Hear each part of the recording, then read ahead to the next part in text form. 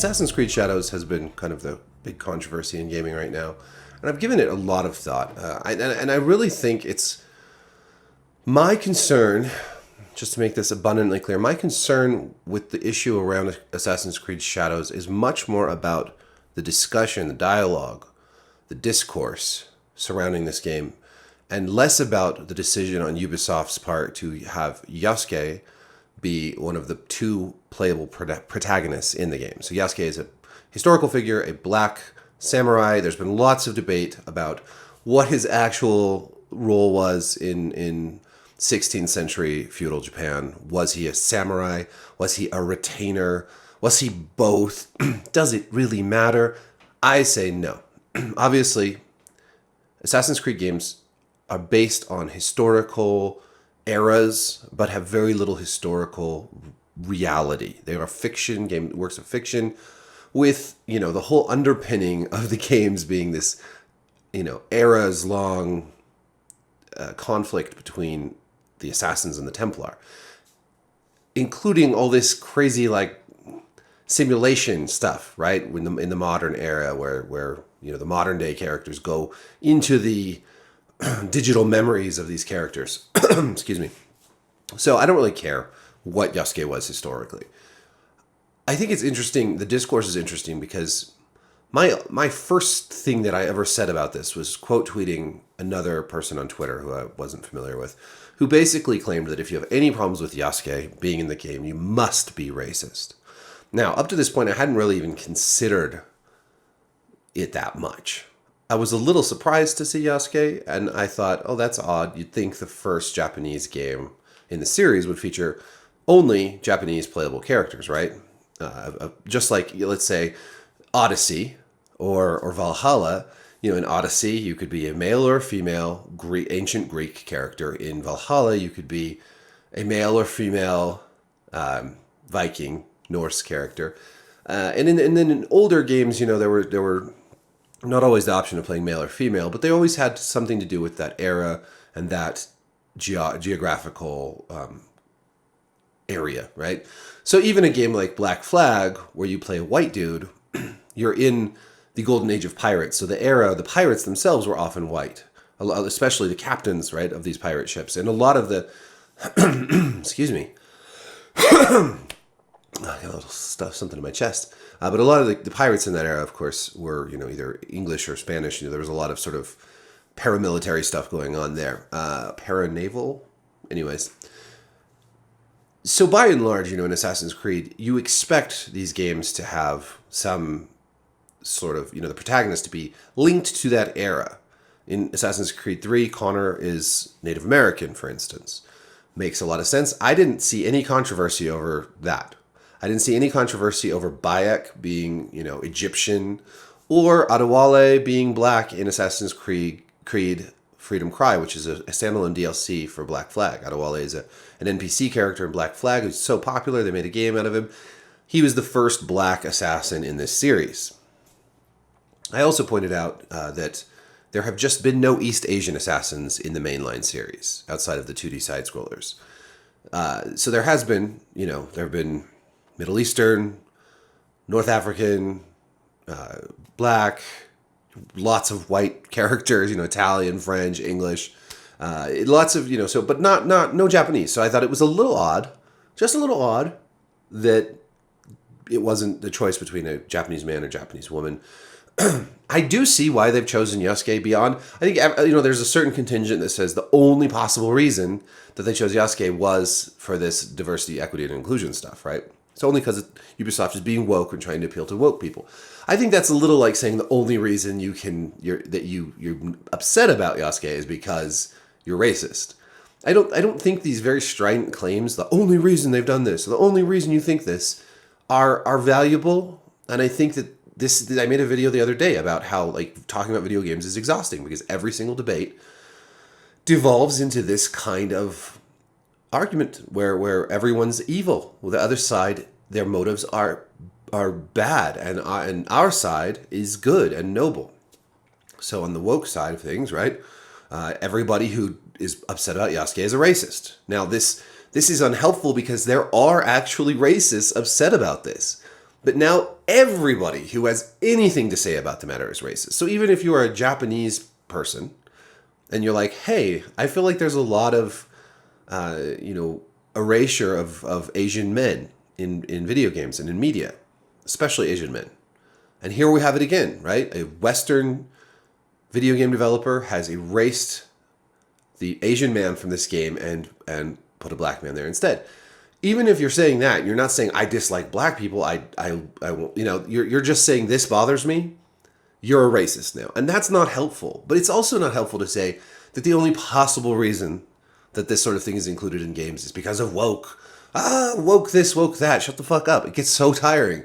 Like, there are good reasons to include Yasuke. He is a legendary figure. He's very popular in media, including in media in Japan, where many different things have been made about Yasuke.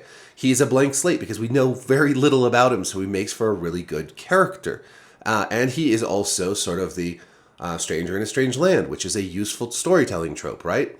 You've got this character who doesn't know about this culture, and now you can see it through his eyes. And especially since the other playable character, Naoe, is Japanese, you get to have two different perspectives. And in this case, you get to have a samurai and a ninja, so two different play styles. All of that is great. I think that all makes sense. And I don't think the only reason that he's included, although I do think one of the reasons he's included, is the DEI stuff. So one thing I want to do with this channel, I guess, is really try to have a nuanced conversation and try to have empathy and see things from every side. So I do see why some people are upset with this for reasons outside of racism, but I also think that it's pretty obvious that a lot of actual racists have latched onto this. And I've seen some very, very racist comments about Yasuke. And I think that a whole lot of the debate has just tailspun its way into like this conversation about historical accuracy. Was he a samurai? Was he a retainer? And that shit is just super boring and lame. I don't care. It doesn't matter. It's a fictional story. Get over it. I also just find, I don't think there's much nuance when you just say, hey, everybody who dislikes this is a racist. And a lot of that is because a lot of these people are just trying to pat themselves on the back and show how they're better and more holy and whatever. But I think that you got to see, I think that there are, perfectly valid reasons to be upset at some of this pushback to shadows. If you're a black person, if you're looking at this from that angle of like having had historically much less representation in video games and have had to struggle and fight for that, that could be, it could be really bothersome to see this much backlash to having a black character in the game. So I want to see it from that angle too, and I know I've even seen pushback from Abubakar Salim, who voiced Bayek in Assassin's Creed Origins, and frankly did a phenomenal job. One of the best, easily one of the best voice actors, if not the best voice actor that this series has seen.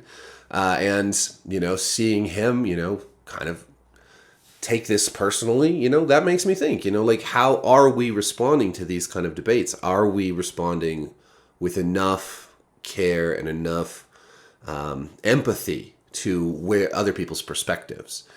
And I don't think there's a right or wrong answer to a lot of this stuff. I think ultimately it is a distraction, however, from the real issues, which are, how is Ubisoft going to nickel and dime us? How much are we paying for this video game, and will it be worth that much? Is it conceivably worth that much? And turning Assassin's Creed into a live service game is, I think much, much more of an issue than any of this other stuff. Assassin's Creed is fundamentally a single-player game.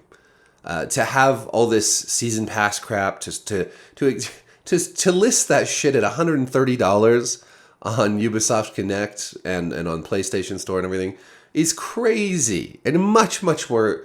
It ought to be much more controversial than the playable characters. I am personally deciding, I've had my say here. My main commentary is that the conversation, the dialogue around this is unhealthy. It's unhealthy and it's counterproductive. And ultimately, it makes a lot of people angry, and it just feeds into this outrage war that's constantly going on. And it's frustrating to me because I feel like what I initially said on Twitter and whatnot was not super controversial, but I was just dogpiled by people calling me a racist. When I just said it's a little weird. I mean, I didn't say it was bad, I didn't say anything like that. I just said it's a little weird, and I think it's a straw man to just call people racists immediately for any reason. That was met with such rancor and just anger, and it's crazy to me. That's just crazy.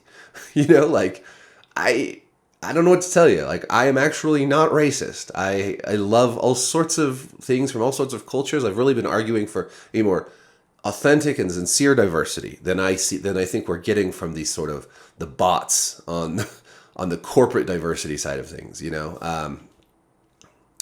And that is my other problem, is that I don't want to just see tokenism in video games or in media or movies or whatever. I want to see authentic diversity, different stories. You know, it's something, you know, we've seen people like Taika Waititi say the same thing. Like, it's not just about checking boxes. It's about bringing authentic representation, which means stories from different cultures. And, you know, again, I'll go back to Abubakar Salim. He just came out with the video game Tales of Kenzera Zhao, which is a Metroidvania-style 2D platformer that deals with a lot of, you know, African folklore and that culture and that setting. It's a fantasy setting, but it's steeped in sort of, you know, various Zulu tradition and folk tales. And I love that. I want to see more stuff like that. You know, one of my favorite comedy dramas on TV, although it's over now, is Reservation Dogs, which is about Native Americans in on their reservation, like their struggles, and it's hilarious and it's sad. It's just phenomenally well written and so very authentic to that culture. And, you know, I live in northern Arizona, so I'm surrounded by Native American culture, and that show just rings so true. And it's so much more meaningful than just having like a Native American character in your show to tell that story. And I'm not saying you shouldn't have Native American characters in Native American shows. We have a lot of that now, more and more, and like, you know, in Resident Alien and various other series out there and movies. And I think that's great. But I think the most important thing is allowing space for authentic stories told by people from these different cultures. And you don't necessarily get that if you're just pushing this sort of corporate diversity where it's enough to just check a box or just, you know, whatever.